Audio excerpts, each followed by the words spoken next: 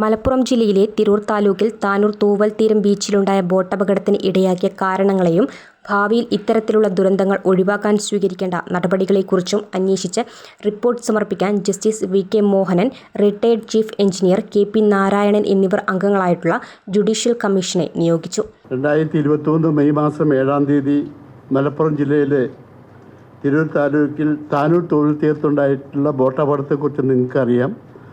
അത് അന്വേഷിക്കാൻ നിയോഗിക്കപ്പെട്ട ജുഡീഷ്യൽ കമ്മീഷൻ നടത്തിയിട്ടുള്ള നിരവധി പ്രവർത്തനങ്ങളുണ്ട്.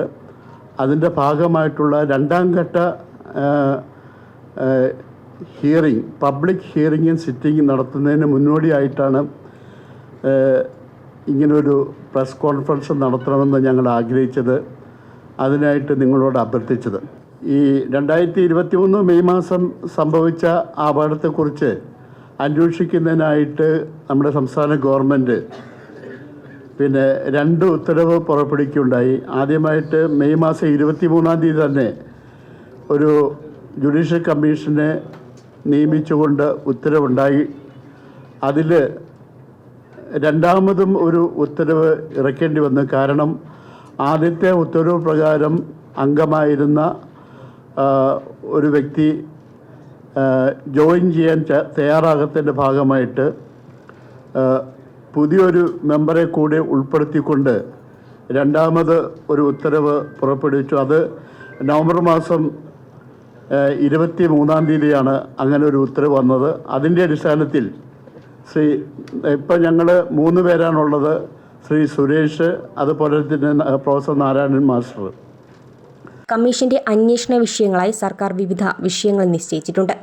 തൂവൽ തീരം ബീച്ചിലുണ്ടായ ബോട്ടപകടത്തിന് ഇടയാക്കിയ സാഹചര്യത്തെപ്പറ്റി അന്വേഷിക്കുക, ബോട്ടപകടം ഉണ്ടായതിന് വ്യക്തികൾക്ക് അല്ലെങ്കിൽ സ്ഥാപനങ്ങൾക്കുള്ള ഉത്തരവാദിത്തം എന്തെന്ന് നിശ്ചയിക്കുക, നിലവിലുള്ള ലൈസൻസിംഗ് എൻഫോഴ്സ്മെന്റ് സംവിധാനങ്ങൾ പര്യാപ്തമാണോ, അല്ലെങ്കിൽ ആവശ്യമായ ശുപാർശകൾ സമർപ്പിക്കുക തുടങ്ങിയ ഒട്ടനവധി കാര്യങ്ങളാണ് അന്വേഷണ വിഷയങ്ങളായി സർക്കാർ നിശ്ചയിച്ചിട്ടുള്ളത്. ആ പത്രങ്ങളിൽ അങ്ങനെ വാർത്ത നമ്മൾ അതുമായി ബന്ധപ്പെട്ട് പ്രസ് കോൺഫറൻസും എറണാകുളത്ത് നടത്തിയിരുന്നു. പക്ഷെ വേണ്ടത്ര ഒരു എന്താ പറയുക റെസ്പോൺസ് വരാത്തതുകൊണ്ട് നമ്മളൊരു 56 സ്ഥാപനങ്ങളെ കണ്ടെത്തുകയും അവരെ സ്റ്റേക്ക് ഹോൾഡേഴ്സായിട്ട് പരിഗണിച്ച് അവർക്ക് പ്രത്യേകം ലെറ്റേഴ്സ് അയക്കുകയും ഒക്കെ ചെയ്തിട്ടുണ്ടായി. അപ്പോൾ അത് പിന്നെ നല്ലൊരു വിഭാഗം ആൾക്കാർ പ്രധാനപ്പെട്ട സ്ഥാപനങ്ങൾ, വ്യക്തികളെല്ലാം തന്നെ അതിനോട് റെസ്പോണ്ട് ചെയ്യുകയും അവരുടെ വ്യൂസ്, അവരുടെ ആക്ഷേപം, അവരുടെ അഭിപ്രായം, അവരുടെ അവകാശങ്ങൾ എല്ലാം ഫയൽ ചെയ്തുകൊണ്ട് സ്റ്റേറ്റ്മെൻറ്റുകൾ ഫയൽ ചെയ്യുകയുണ്ടായി. പക്ഷേ ഈ മെയ് മാസത്തിൽ സംഭവിച്ച ഒരു ദുരന്തമായതുകൊണ്ട് ഇനിയും ആ ഓപ്പർച്യൂണിറ്റി കൊടുക്കുക എന്നുള്ള ഒരു നടപടിക്രമം നീട്ടിക്കൊണ്ടു പോകുന്നത് ശരിയല്ല എന്നുള്ള ധാരണയിൽ 2024 മാർച്ച് മാസം 27-ാം തീയതി സിറ്റിംഗ് അതിൻ്റെ പൂർണ്ണാർത്ഥത്തിൽ തുടങ്ങിയാണ് ഉണ്ടായത്. 2023 മെയ് മാസം സംഭവിച്ച ദുരന്തത്തിന്മേലുള്ള അന്വേഷണം ഇനിയും നീട്ടിക്കൊണ്ടുപോകുന്നത് ഉചിതമല്ല എന്ന വിലയിരുത്തലിന്റെ അടിസ്ഥാനത്തിൽ കമ്മീഷന്റെ ആദ്യ വിചാരണ 2014 മാർച്ച് മാസം 27-ാം തീയതി രാവിലെ 11 മണിക്ക് തിരൂർ PWD റെസ്റ്റ് ഹൗസിലെ കോൺഫറൻസ് ഹാളിൽ വെച്ച് നടത്തുകയുണ്ടായി. തുടർന്ന് കമ്മീഷൻ മുമ്പാകെ ഹാജരായ എല്ലാ വ്യക്തികൾക്കും സ്ഥാപനങ്ങൾക്കും ഏതെങ്കിലും കാര്യങ്ങൾ ബോധിപ്പിക്കാനുണ്ടെങ്കിൽ ആവശ്യമായ സമയം അനുവദിച്ചിരുന്നു.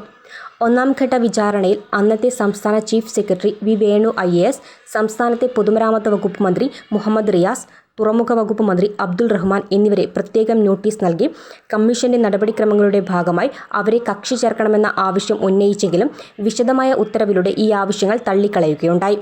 അതേസമയം വിചാരണയ്ക്ക് മുൻപ് കമ്മീഷന് മുൻപാകെ വന്ന തെളിവുകളുടെയും രേഖകളുടെയും പ്രാഥമിക വിലയിരുത്തലുകളുടെ അടിസ്ഥാനത്തിൽ ബോട്ടപകട സമയത്ത് താനൂർ പോലീസ് സ്റ്റേഷൻ സർക്കിൾ ഇൻസ്പെക്ടറായിരുന്ന ജീവൻ ജോർജിനെയും താനൂർ മുനിസിപ്പൽ സെക്രട്ടറിയായിരുന്ന അനുപമ എന്നിവരെ കൂടാതെ മാരിടൈം ബോർഡ് മുൻ CEO TP സലീം കുമാർ, മുൻ പോർട്ട് ഓഫീസർ എബ്രഹാം വി. കുര്യാക്കോസ് എന്നിവരെ കമ്മീഷൻ നടപടികളിൽ കക്ഷി ചേർക്കുകയും അവർക്ക് നിയമാനുസൃതമായ അവസരം നൽകുകയും അവരുടെ ഭാഗം കേൾക്കുകയും ചെയ്തു.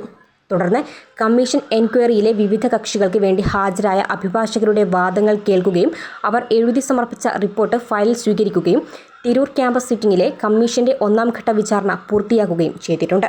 വിസ്മയ ന്യൂസ്, തിരുവനന്തപുരം.